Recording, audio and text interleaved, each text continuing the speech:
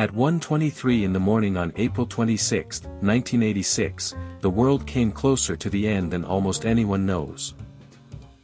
A second explosion, and the map of Europe would look very different today. This is the story of that night. No monsters. No mutants. Just real people, impossible decisions, and an enemy that could not be seen, smelled, or heard. Pripyat, Ukraine. 50,000 inhabitants. A city built for the workers of the most modern nuclear power plant in the Soviet Union. In their apartments, children sleeping. Couples watching television. Firefighters playing cards at the fire station. Everything is normal. At the plant, 3 kilometers away, Alexander, a shift engineer, is supervising a safety test on reactor number 4. Everything seems under control. But the test does not go as planned. Alexander watches the gauges. Something doesn't add up. The reactor's power is dropping too fast. He tries to warn them. But the order is to continue. Imagine trying to brake a truck going downhill while pressing the accelerator. That is what they tried to do with Reactor 4. Meanwhile, Vasily, a firefighter at the Pripyat station, is on duty. He plays a hand of cards with his crew. They joke about tomorrow's football match.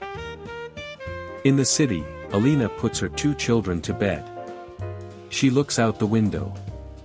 She sees a blue glow above the plant. She tells the children it looks like an aurora borealis. The children smile. They close their eyes. In the control room, the gauges go off the charts. Alexander barely has time to react. And then, it was not one explosion. It was 2. The first blew the 2,000-ton lid off the reactor. The second opened the gates of hell. Vasily and his crew arrive at the plant. They have never seen a fire like this. There are no flames, just a blue glow and black smoke rising all the way to the stars. On the ground, there is debris. Black chunks. Without thinking, Vasily picks one up. It burns. Not like a flame, like 1,000 tiny needles under the skin. It's hot, he tells his partner. He smiles. He thinks it's a strange fire. Nothing more. He does not know that he is holding graphite from the core of the reactor. In the control room, Alexander screams that the reactor has exploded. The director denies it. Nonsense. It must be a water tank. Control your reports. The lie has just become a death sentence for hundreds. In Pripyat, Alina hears the sirens in the distance. But nobody warns anyone. The loudspeakers say nothing. The neighbors step out onto their balconies. Some walk toward a railway bridge to get a better view of the fire. They bring their children. The wind blows toward them, loaded with radioactive particles. On that bridge, a girl laughs as she points at the blue glow. Her mother tells her it is a natural spectacle. The ash falls on their hair, on their lips. They do not know they are inhaling enough radiation to die within weeks. Today, that place is called the Bridge of Death. Hours later, Vasily begins to feel sick. A metallic taste in his mouth. Nausea. His skin reddened, as if the sun had burned him from the inside. He is taken to a hospital. His companions are falling too. But nobody tells them what is happening to them. While the firefighters are dying, Pripyat wakes up. It is Saturday. Children play in the parks. A couple celebrates their wedding. They dance, they toast, they look out the window at the smoke still rising from the reactor. Nobody knows a thing. At the plant, Alexander keeps working. They have asked him to stay at his post. The dosimeters have burned out. The radiation is so high that the instruments cannot measure it. But he already knows. He has known since the explosion. 36 hours later, the order comes. Hundreds of buses enter the city. Over the loudspeakers, a voice announces, the evacuation will be temporary. Take only what you need for 3 days. Alina packs a small suitcase. Her children cry. The youngest has forgotten his teddy bear on the bed. She promises him they will come back for it. They never did. The city was empty within 3 hours. Toys on the floors. Photographs on the walls. A chess game left unfinished.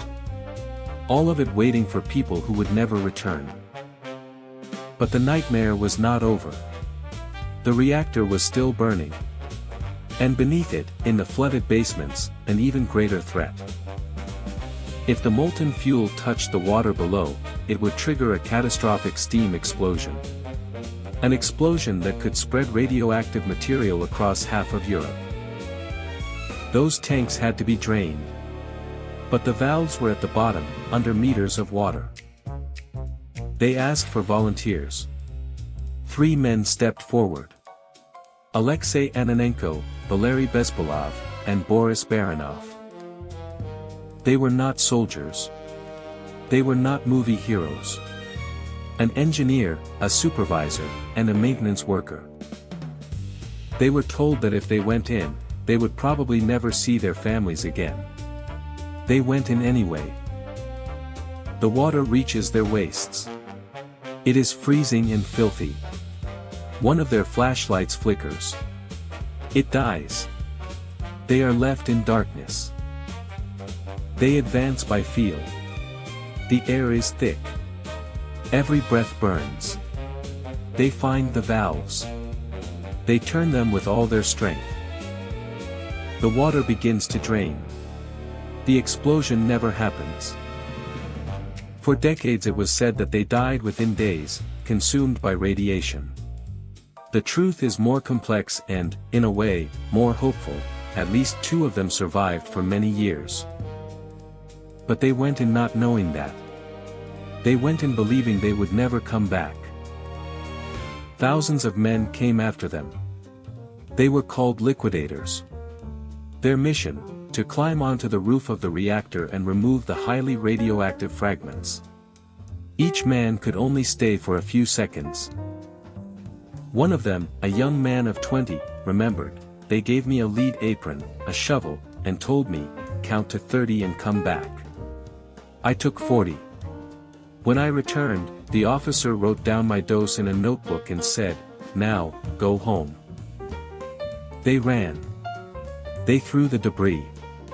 They came back. Another went in. And another.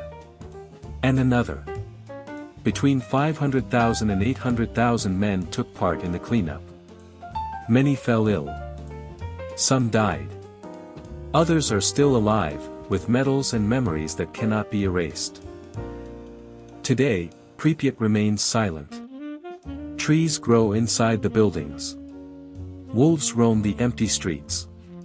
The Ferris wheel at the amusement park, which was to be inaugurated on May 1, 1986, is still there, rusted.